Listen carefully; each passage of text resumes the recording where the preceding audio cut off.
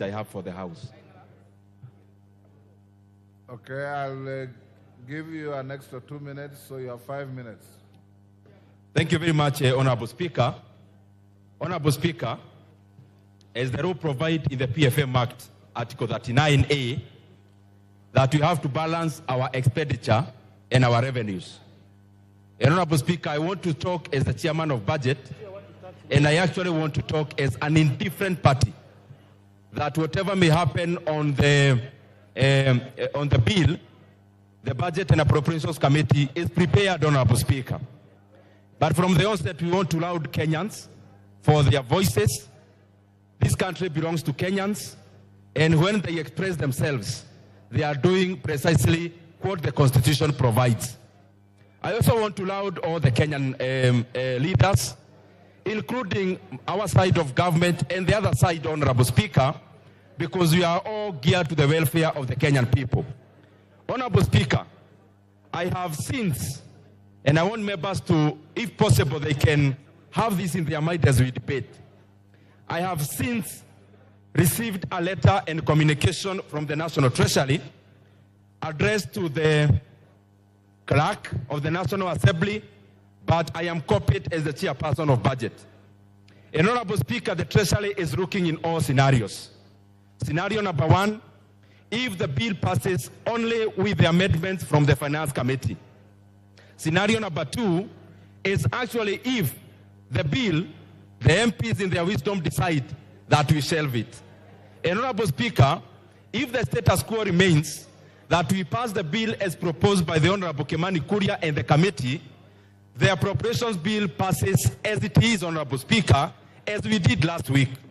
However, Honorable Speaker, it is important for members to note that in case there is a downfall in terms of the revenues by the proposed 200 billion that was to be raised in the finance bill, Honorable Speaker, then the government and the National Treasury and the Budget Committee is also prepared for that scenario. And I have communication, Honorable Speaker, from the National Treasury from the proposals. And I wish that I read some of them, that if the bill does not pass, Honorable Speaker, we'll be reducing the budget for the State House, 451 million, budget at the State Office of the President, 451 million, security organs, defense, for example, will be losing 7.75 billion, ongoing pivots in our constituencies will have to shelve that ambition by reducing by 800 million, Honorable Speaker. Higher Education Loans Board will be losing 3.2 billion. Honorable Speaker, the JSS teachers, 46,000 of them, Honorable Speaker, by letting this bill pass, will actually be giving jobs at the permanent and pensionable. And Honorable Speaker, if the wisdom of this House is to shelve that decision, then it means the JSS teachers, whom, Honorable Speaker, I would persuade this House that we confirm there will be no funding. NGCDF will be reducing by 15 billion shillings, which is 50 million per constituency, Honorable Speaker.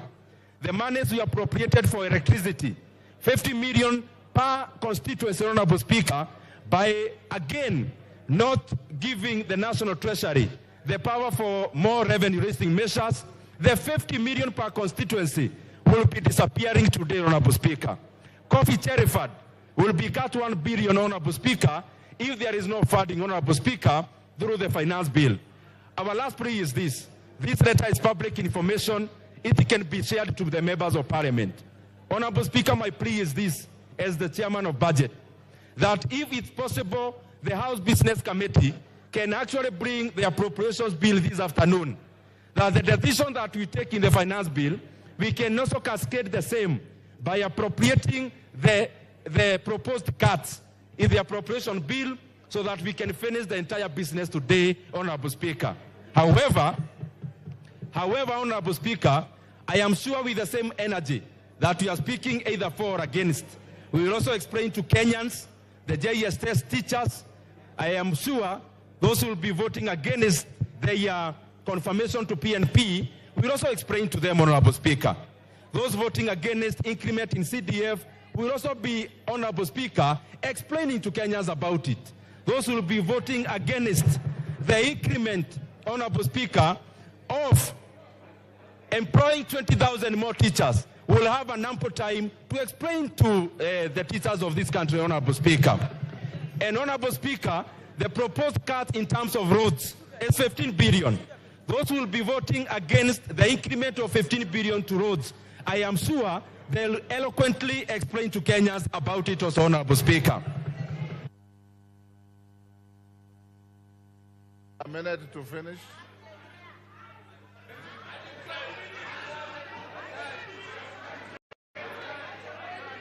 Order. Honorable Speaker. Order, honorable members. Order. Order. Give him 3 minutes and wind up. Honorable Speaker, I want to be very objective. Honorable Speaker, these are the proposed cuts in case there is no revenue-raising measures as proposed by Honorable Kimani Kuria.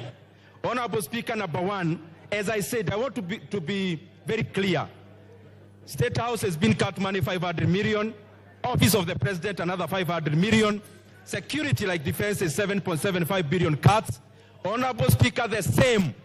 We have already promised our JSS teachers that the 46,000 of them will be employed on permanent and pensionable. Honorable Speaker, if we don't give the National Treasury the power for revenue-raising measures, it means the people will be voting against the confirmation of the 46,000 interns. Will have ample time to explain to them how they voted against them getting permanent jobs, Honorable Speaker. Honorable Speaker, the reduction in NGCDF is 15 billion shillings. That is a small figure, Honorable Speaker, because I can see members are saying 50 million is not much. In Kiharo, it's a lot of money, Honorable Speaker, that every constituency will be cut 50 million shillings starting July, Honorable Speaker. GAF, we just added them 500 million. Honorable Speaker, the proposal is to reverse the 500 million and also to reduce further by an extra 1 billion, Honorable Speaker. The monies we appropriated for electricity, 50 million per constituency, Honorable Speaker.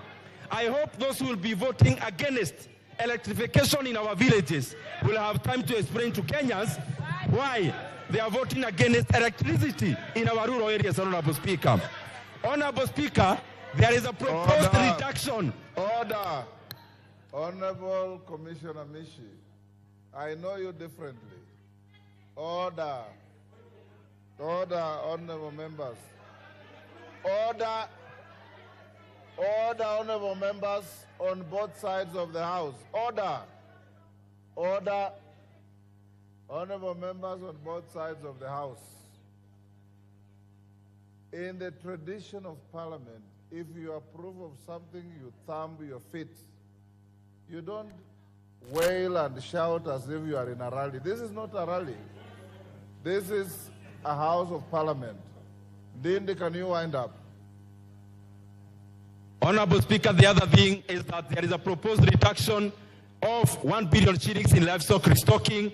From our side, we believe those who lost their livestock deserve to be compensated. Those who will vote against 1 billion that is going to livestock restocking will explain to our pastoralist, Honorable Speaker.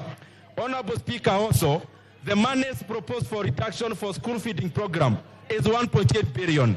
On our side, we believe the 1.8 billion is needed to feed the children of this country as they go to our schools, Honorable Speaker. Honorable Speaker, the political parties, we can all agree in unison. We are proposing a cut of 900 million. I know that is not contentious. We can agree to cut it this afternoon, Honorable Speaker, because we are also prepared for it. Honorable Speaker, there is a proposed cut of 5.5 billion shillings for cash transfer. Our parents who registered last year deserve to get their cash transfer. Order, time up. Bed Simba. Order. Asante sana Mheshimiwa. You have already spoken on this bill. You have no business doing what you are doing. Asante sana Mheshimiwa Spika kunipa fursa na mimi